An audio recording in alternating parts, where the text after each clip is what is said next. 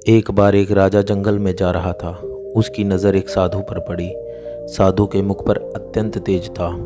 राजा साधु को देखकर बहुत प्रभावित हुआ। जब भी राजा जंगल की तरफ निकलता तो उस साधु को रोज़ देखता। वह साधु एक वृक्ष के नीचे बैठा रहता, अपनी ही मस्ती में मस्त। कभी साधु नाचता, कभी गीत गाता, कभी बांसुरी बजाता और कभी शांति से बैठा रहता और आकाश की ओर देखता रहता। जब राजा जंगल की ओर निकल जाता, एक बार ज़रूर रुकता था। उस साधु को देखे बिना राजा से नहीं रहा जाता। राजा छुपकर साधु की मस्ती को देखता और फिर वहाँ से चला जाता। धीरे धीरे राजा को साधु की मस्ती देखने में आनंद आने लगा और समय निरंतर बीतता रहा। राजा चुपचाप वृक्ष के पीछे छुपकर साधु की मस्ती देखता था। साधु की मस्ती ऐसी थी कि राजा साधु की मस्ती देखकर मस्त हो जाता और राजा भी मस्ती में झूमते हुए अपने घर को लौट जाता था। ये हर रोज़ का काम हो गया था। एक दिन राजा इतना मस्त हो गया था कि साधु के चरणों में गिर पड़ा और कहा, महाराज, मैं अब आपको यहाँ और नहीं रहने दूंगा। वर्षा ऋतु निकट आ रही है। इस वृक्ष के नीचे आप बारिश में कैसे रहोगे? मेरे महल में चलो, मुझे सेवा का अवसर दो। ये सुनते ही साधु उठकर खड़ा हो गया, अपना झोला उठा लिया और कहा, चलो। यह देखकर राजा चकित हो गया कि साधु तो एक बार कहने से ही चलने के लिए राज़ी हो गया।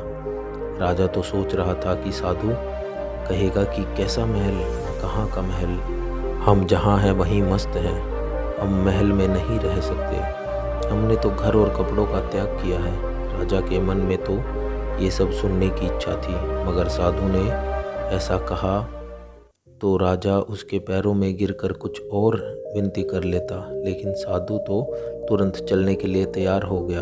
तो राजा को थोड़ा सदमा लगा। राजा ने सोचा, कहीं मैंने कोई गलती तो नहीं कर दी, इस आदमी ने मेरे साथ कोई चालबाजी तो नहीं की, यह कोई महल में घुसने की तरकीब तो नहीं लगा रहा है कि यहाँ पर बैठकर गीत गाना, ये मस्ती में नाचना, ये मुझे फंसाने के लिए कोई तरकीब तो नहीं है? क्या ये मुझे फंसाने के लिए कोई जाल तो नहीं बिछाया गया था? फालतू ही चक्कर में पड़ गया। राजा ने सोचा, अब तो कुछ कह भी नहीं सकता, इसने कोई मौका भी तो नहीं दिया, इसने ये भी नहीं कहा कि मैं मज़े में हूँ, क्या बारिश क्या सर्दी, हमारे लिए सब एक है। राजा ने सोचा, ये कैसा साधु है, ये महल में रहने की बात आते ही तुरंत हाँ बोल दी। राजा के मन का सारा भाव ही खत्म हो गया था। राजा ने ये सब सोच ही रहा था कि तब तक वह साधु राजा के घोड़े पर चढ़कर बैठ गया। राजा को जीवन में पहली बार पैदल चलना पड़ा, जबकि वो साधु बड़े मज़े से घोड़े पर बैठकर जा रहा था। राजा के दिल को बड़ी चोट लगी। ये तो मैंने बड़ी जल्दबाजी कर दी, बहुत बड़ी गलती हो गई। लेकिन राजा अब अपनी बात से पलट भी नहीं सकता था, क्योंकि वो अपने वचन का पक्का था। राजा ने सोचा कि ये भी महल में पड़ा रहेगा, इतने लोग तो पड़े हैं, ये भी पड़ा रहेगा तो क्या फ़र्क पड़ेगा। लेकिन राजा के मन में साधु के लिए सम्मान खत्म हो चुका था। साधु तो महल में जाकर रहने लगा, परंतु राजा को दिन प्रतिदिन कष्ट बढ़ने लगा, क्योंकि साधु ऐसी मस्ती में रहता था। जब भी वह साधु उस वृक्ष के नीचे रहता था, तब भी वह मस्ती में रहता था। साधु हर क्षण अपनी मस्ती में मस्त रहता था। तो राजा के मन में उसके लिए सम्मान पैदा हो गया था कि यह एक ऐसा गजब का त्यागी है। साधु तो वृक्ष के नीचे भी मस्त है और महल में आकर भी वह मस्ती से रहता था, लेकिन अब वह मखमल के गद्दों पर बैठकर गीत गाता था। यह सब देखकर राजा की छाती पर सांप लौट जाता था कि कहाँ का आदमी उठा लाया, ये कोई साधु है भी या नहीं।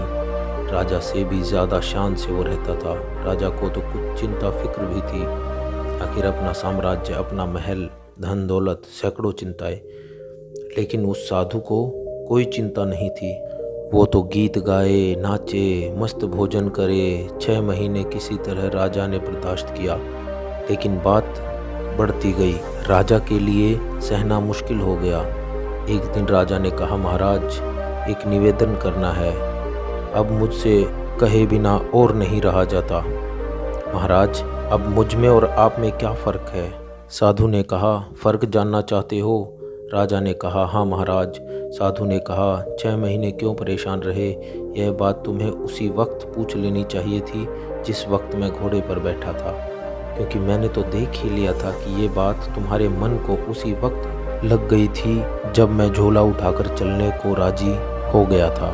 उसी वक्त तुम्हारा चेहरा मैंने देख लिया था। ये प्रश्न तो उसी समय तुम्हारे भीतर था। अरे बुद्धू, 6 महीने तक तुम्हें अपनी छाती क्यों जलाई? वहीं पूछ लिया होता तो झोला डालकर फिर वहीं बैठ जाता। किस बात का संकोच कर रहे थे तुम? लेकिन मैं प्रतीक्षा कर रहा था, देखूं कब तक तुम पूछते हो। कल सुबह बता ही देता हूँ तुम्हें, लेकिन हाँ, राज्य के बाहर बताऊंगा। सुबह राजा जल्दी उठा, उत्सुक था जानने को कि क्या फ़र्क हो सकता है। राजा ने सोचा कि क्या फ़र्क हो सकता है। मुझे तो कुछ भी फ़र्क नहीं लगता। खाना जो मैं खाता हूँ वही वो खाता है और मुझसे भी ज़्यादा मांगे करता है। यह लाओ वह लाओ। मैं जिस कमरे में रहता हूँ उससे भी ज़्यादा सुंदर कमरे में रहता है। वो मेरा 2-3 नौकरों से काम चल जाता है। ये पूरे दिन 15-20 नौकर साथ रखता है। इसकी ज़रूरतों का तो कोई अंत नहीं, मांगे ही चला जाता है। कपड़े इतने शानदार पहनता है कि मुझे कोई देखे तो समझे कि मैं इसका मंत्री हूँ। ये खुद ही इस महल का राजा मालूम पड़ता है। कम से कम महल के बाकी लोग मुझसे डरते तो हैं। इसकी आंखों में तो डर नाम की कोई चीज़ भी नहीं है। बस पूरे दिन बिना किसी चिंता के मस्त बांसुरी बजाता रहता है, वह गाता रहता है। आज मैं भी देखूं कि क्या फ़र्क बताता है। राजा सुबह सुबह साधु के कमरे में पहुंच गया। वहां जाकर देखा तो साधु ने वही पुराने कपड़े पहने हुए थे जो वह उस वृक्ष के नीचे बैठकर पहनता था। उसी झोले को अपने हाथ में उठाकर रखा था और दूसरे हाथ में बांसुरी लिए हुए था, तैयार खड़ा हुआ था। राजा ने कहा, चलिए महाराज। दोनों महल के बाहर निकल आए। चलते चलते राज्य की नदी पार हो गई। कुछ देर बाद वे राज्य के बाहर आ गए। राजा ने पूछा, अभी और कितना चलना है? साधु ने कहा कि बस कुछ देर और चलते हैं। सुबह से दोपहर हो गई। राजा ने कहा, बस अब और आगे नहीं, जो भी कहना है यहीं कह दो। साधु ने कहा, मैं तो आगे चलता हूँ, तुम चलते हो कि नहीं? राजा ने कहा कि मैं कैसे चल सकता हूँ? मेरा महल, मेरी बीवी, मेरे बच्चे, मेरी धन दौलत सब कुछ मुझसे जुड़े हुए हैं। मैं तुम्हारी तरह फ़कीर थोड़ी हूँ जिसे किसी बात की चिंता ही नहीं है। साधु ने कहा, बस यही फ़र्क है तुम में और मुझ में। मैं कहीं भी जा सकता हूँ, तुम नहीं जा सकते हो। मैं हर परिस्थिति में खुश रह सकता हूँ, लेकिन तुम नहीं रह सकते। जब मैं उस वृक्ष के नीचे रहता था तब भी मस्ती से रहता था और अपनी ज़िंदगी के एक एक पल को जीता था। जब मैं तुम्हारे महल में चला गया वहाँ भी मैंने अपने अनमोल जीवन के एक एक क्षण को पूरी मस्ती और खुशी के साथ जिया। और जब मैं कहीं और चला जाऊंगा, जब भी ऐसे ही जीऊंगा। हम जहाँ भी जिस वक्त रहते हैं पूरे तरीके से वहीं रहते हैं, न तो अपने बीते हुए कल के बारे में सोचकर पश्चाताप करते हैं और न ही भविष्य की चिंता करके अपने वर्तमान को खराब करते हैं। हम तो बस आज में जीते हैं, क्योंकि हम समझ चुके हैं जीवन तो आज में है, अभी इसी पल को जीने में है।